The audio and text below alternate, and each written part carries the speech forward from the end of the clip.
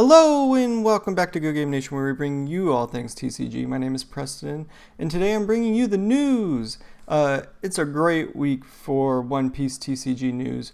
It looks like Bandai and the One Piece Twitter is finally pushing out set 4 cards, and it looks like it's going to be at a regular basis, so daily, which was what we expect out of card releases. So we're finally back into it.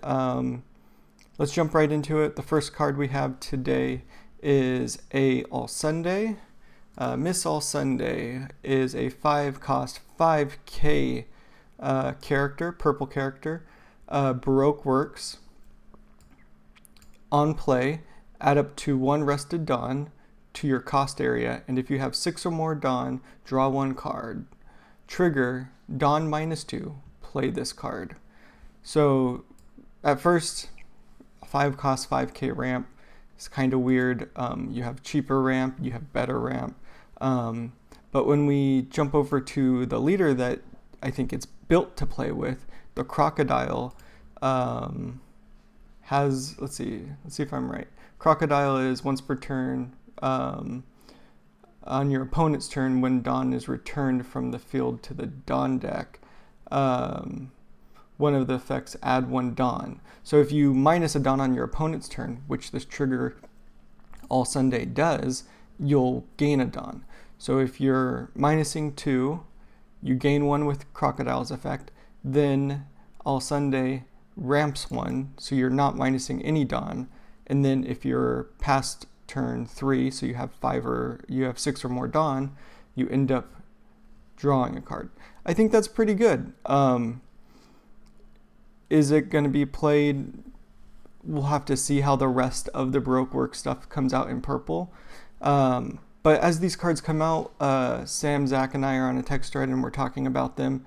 There is a blue-purple Crocodile that completely flew over my head. Completely forgot about it.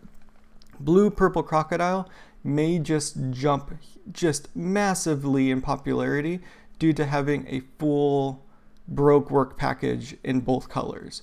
Your searchers are going to get better that have Baroque works. Everything is going to raise in value because now you're going to have more cards to search, and it's going to be a full package that leader can abuse. Is it going to be good?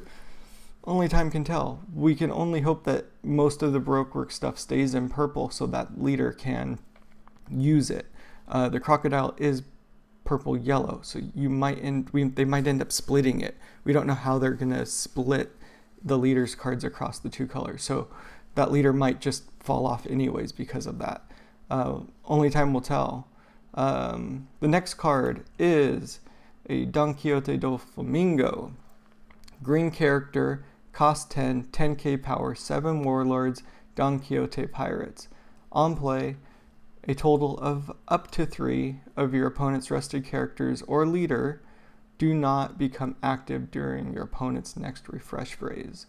When I first read this card, I thought it was 1, super rude, 2, ridiculously overpowered to not allow your opponent to unrest. The rest of the guys' opinions vary. 10k power for a 10 cost isn't great, even though Kuzan and some other characters are in that same power level, but you should be able to play around this. It's hard to think about not playing around a 3 of your cards not being active during a turn. Sounds crazy to me. And green might just be exploding with this. We haven't got a Bandai official release of the Dolfy leader, but last week I covered the leak that Discord has. Discord's always going to be linked in the description. This is where we're getting all of our translations. The Dolfy leader sets up to 2 Dawn cards to active at the end of their turn. So this card is being played for 10, and you don't get to do anything else with your Dawn that turn, at least right now. And then at the end of your turn, you're going to get 2 Dawn active for defense. So it kind of pulls away from the downsides of having a 10 cost card. And if all the rest of the Don Quixote pirates have some type of Dawn manipulation or anything else like that, it could get really nasty really quick.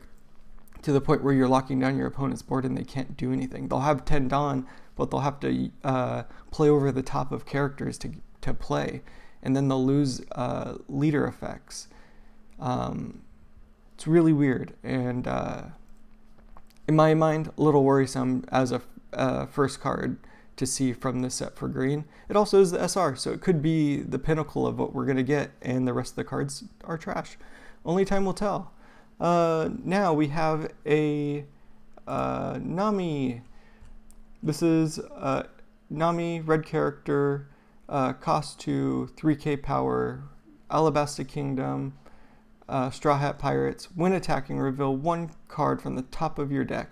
If that card was a character card with 6k power or more, this character gains plus 3k power during this turn. Then put the revealed card to the bottom of the deck. Counter 1k. I don't know how I feel about this card yet. It's our first non-searching Nami that I can remember. It still interacts with the top of your deck, but let's see. Let's jump back over here. Vivi's the Alabasta leader. It's red-blue, so you might be able to pull some shenanigans with this Nami with all of the top of deck manipulation that you get in the early like set 1 blue package, or they're going to introduce more stuff that's crazy. So that you have a better chance of hitting this. Because right now, I don't see a reason to play this card.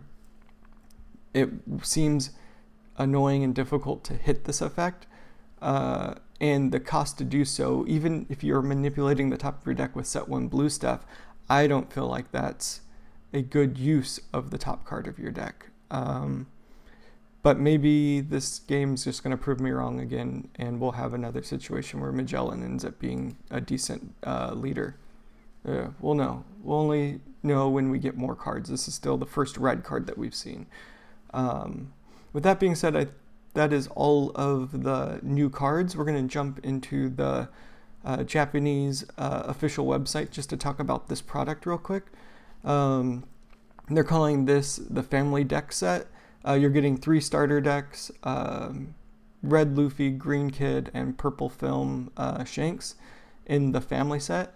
Conspiracy theory time. Why is Kid part of Shanks' family set? Very funny to think about, but also something that is really interesting. Let's see. Can you see? Yeah, you can see my mouse. This Luffy is our super pre-release. That's the super pre-release Luffy that we got here in the States and the rest of the world for the super pre-release leaders. And I believe that's also the kit. It's very small. Jump on the site, download this image, zoom, enhance, all the things to make sure that's also true. But it's interesting that they're going to get a reprint of our card. How do you feel about that? Do you think it takes away from the value of your super pre-release version, or do you not care because it's a Japanese card that US players can't use anyway? Anyways, it's 3 starter decks. It doesn't seem like it's anything special other than the 3 starter decks. Might be a discounted price. I'm not sure. It's an interesting idea to sell. I don't know how many families are jumping in and buying 3 old starter decks that they don't already have. With that being said, let's jump over to the English official website just to talk quickly about the offline regional update. There's 2 things that I finally found something on the buddy battle. I couldn't find it before, so I didn't want to talk about it because I wasn't sure what the rule set was going to be. But it's finally here, and I'll talk about that briefly. But first, they added a couple more tournaments. They have one in Ohio now. There's another one in the UK. So keep an eye on this. Make sure you're registering at registration dates when they come up. So I'll put this link in the description so that you can click on it and look into when that registration is coming up if you're near Ohio or you want to travel to Ohio to hit this offline regional. We've covered it a few times, so we already know what the pricing is. Some nice mats, the promo packs, Luffy leader, boxes for the winner. But Buddy Battle is, I finally found something. I couldn't find it before. This is just glancing at the rules real quick. the Yu-Gi-Oh equivalent of tag battling. It's a 2v2. You're playing each other at the same time. And there's some other stipulation rules where your life isn't exactly what it is on the leader card. Go ahead and read it if you're interested in Buddy Battle and joining these side events. The participation is a promo pack and an event pack, and the winner gets Nami sleeves. I don't think that's great, in my opinion. These cards are very exclusive, so just an opportunity to get your hands on one is good. But I feel like there should be more prize support. Both players are getting one of each, but I would assume both players want multiple of each of these cards. So if it's a 64-person tournament, you should be getting more than 2 promo packs each. Hopefully they up the price support for this so more people are interested in it, especially because the side event gives you a chopper and a promo pack. And like top 8 gets multiple event packs. Obviously it's a different format and it's more reliant on one person's skill, but I believe playing the buddy battle is going to take just as much or a different type of skill to be able to play well. So you should have more promos. Give us what we want. We want these promos. They're hard to get, and if we're participating in these side events, we're going to want good compensation for it. With that being said, that is everything I have for you today. Thank you all for watching. Hit that subscribe, and until next time, we'll see you around. Thanks for watching. Bye.